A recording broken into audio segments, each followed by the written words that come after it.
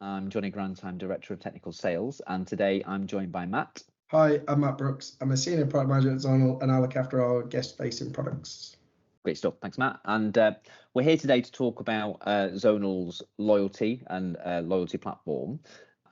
Just before we start, just a few thoughts from me on the situation. So we've got, from a loyalty perspective, we've got a wide use across many industries today. It's been in supermarkets, as we know, for a long time. So consumers are very au fait with loyalty schemes and points and prizes, and that against a backdrop of a particular challenge in the hospitality industry right now, where we've got reduced spending and reduced visit frequency, means a real focus from businesses on trying to bring their own loyalty schemes and platforms to the forefront. So hopefully today we'll give you some insight into that and how Zonal Loyalty can help. So Matt, what do you think operators should consider when they're introducing a loyalty scheme?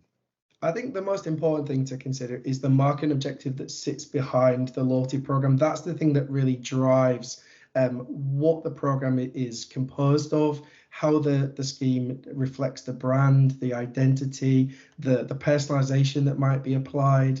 Really, loyalty is a means to deliver that market objective, whether that's increasing lifetime spend, increasing recency, frequency, spend, all the things that loyalty is really is here to provide.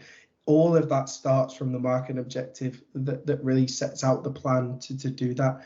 The other thing to consider is the tools to deliver loyalty into the business itself, whether that is a card scheme, whether that is something that is more seamless than that, something is a surprise and delight, for instance. And those are the key things that I would say are really the first things that should be considered when looking to introduce loyalty into a business. Yeah.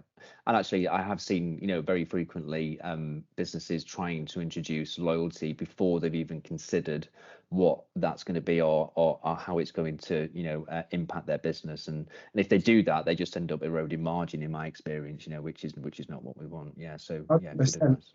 Or struggling to report on ROI, for instance, because actually they don't know the success criteria that they want to provide with loyalty. It's a case of, I'd like loyalty, but I don't know what the objective is that it's going to solve. Yeah, for sure.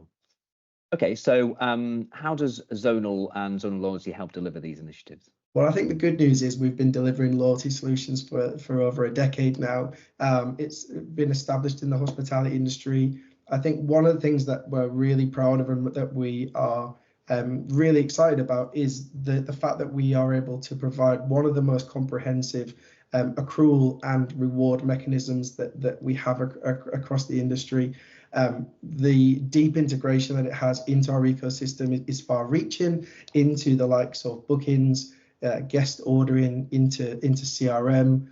All of those particular places allow for customers and guests to receive the best experience depending on which platform or which products they interact with across the life cycle of it, across the business. I think those are the key things that we've got.